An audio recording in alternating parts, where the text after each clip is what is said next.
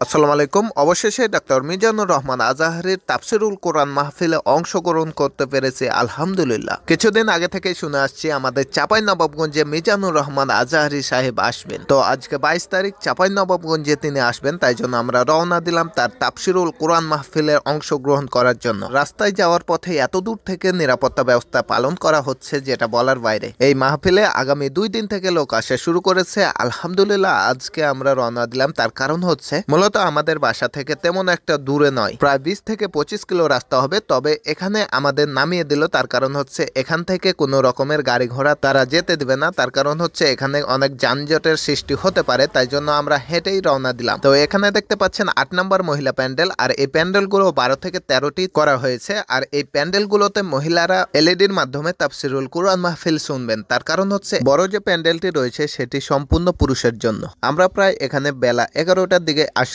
এর কিছুক্ষণ পরে আমরা মাহফিলে ঢোকার আগেই কিন্তু খাওয়া দাওয়াটা শেষ করে নিলাম। এর কারণ হচ্ছে সেখানে কিন্তু মাগরিব পরও হয়ে যেতে পারে আর সেখান থেকে বের হতে। তার কারণে আমরা ভাবলাম যে প্রথমত এই খাওয়া দাওয়া শেষ করেই কিন্তু আমরা সম্পূর্ণ রেডি হয়ে কিন্তু মাহফিলে ঢুকবো ইনশাআল্লাহ। যেহেতু অনেক লোকের সমাগম হবে সেখানে, সেহেতু সেখান থেকে বের হওয়া অনেক কষ্টকর হয়ে যাবে, তাই জন্য এই খাওয়া দাওয়ার পর্বটা শেষ করে নিলাম, আলহামদুলিল্লাহ। গত 2 দিন থেকে এখানে অনেক লোক আসা শুরু করেছে। এখন বর্তমানে অনেক পরিমাণে এখানে মানুষ জমায়েত হতেই চলেছে। এখন বেলা দুপুর 12টা বাজছে, এখন পর্যন্ত মিজানুর রহমান আজাহারি এখানে উপস্থিত হননি। এখন প্রায় পুরোপুরি মাঠ ভর্তি মানুষ জমায়েত হয়ে গেছে। এছাড়াও যে বাইরের আম গাছের তলে অর্থাৎ ছায়ার নিচে প্রচুর পরিমাণে মানুষ জমায়েত হয়েছে। এরপরে আমরা সেখানে অনেকক্ষণ দাঁড়িয়েছিলাম। তার পরবর্তী সময়ে আমরা যখন এখানে দেখলাম এখন পর্যন্ত আজাহারি সাহেবের আসার কোনো নাম কথাই নেই। এরপরে আমরা যেটা করলাম, এখান থেকে আমরা বাইরে যে আম গাছের নিচ রয়েছে সেখানে অনেক পরিমাণে মানুষ বসে আছে, বিশ্রাম নিচ্ছে। তো আমরা ভাবলাম সেখানে গিয়ে একটু বিশ্রাম নেওয়া যাক। তারপরে আমরা সেখানে গিয়ে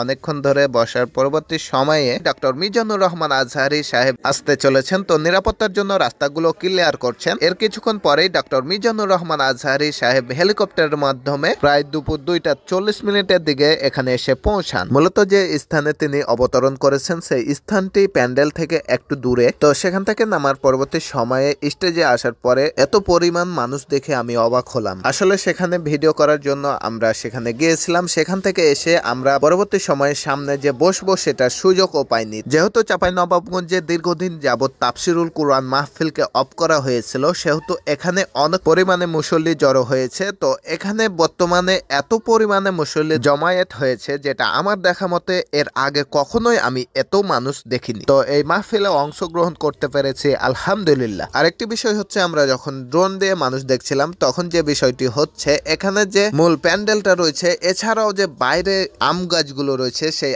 আম গাছের নিচে এত পরিমাণ মানুষ জমায়েত হয়ে আছে যেটা বলার বাইরে। উপর থেকে দেখা না গেলেও নিচ থেকে খুব সুন্দরভাবে দেখা যাচ্ছে। এর কিছুক্ষণ পরেই ডক্টর মিজানুর রহমান আজহারি সাহেব কথা বলা শুরু করেন। তো আমরা সামনে জায়গা না পাওয়ার কারণে মিডিলে আমরা দাঁড়িয়ে তাফসিরুল কুরআন মাহফিল শুনছিলাম। তো আমাকে একটা জিনিস দেখে ভালো লেগেছে, যেটা হচ্ছে মানুষের সমাগম। এত পরিমাণ মানুষ হবে আমি সেটা ভাবতেও পারিনি। এত পরিমাণ মানুষ হওয়ার কারণ হচ্ছে বিগত অনেক বছর ধরে মাহফিল না হওয়ার কারণে লাখ লাখ মানুষের আগমন ঘটেছে, আলহামদুলিল্লাহ। এরপর ভিতরে বসে মাহফিল শুনলাম, আলহামদুলিল্লাহ। এই বছরের শেষ মাহফিল হচ্ছে মিজানুর রহমান আজহারি সাহেবের এই চাঁপাইনবাবগঞ্জে। তো ইনশাল্লাহ আগামীতে আমাদের এই চাঁপাইনবাবগঞ্জে আবার ডাক্তার মিজানুর রহমান আজহারি সাহেবের তাফসিরুল কুরআন মাহফিল অনুষ্ঠিত হবে ইনশাআল্লাহ। আল্লাহ তাআলা যেন আমাদের ইসলাম অনুযায়ী চলার তৌফিক দান করেন। তো সকলে সুস্থ থাকবেন, ভালো থাকবেন। আল্লাহ তাআলা সকলকে ভালো রাখুন। আসসালামু আলাইকুম ওয়া রাহমাতুল্লাহ।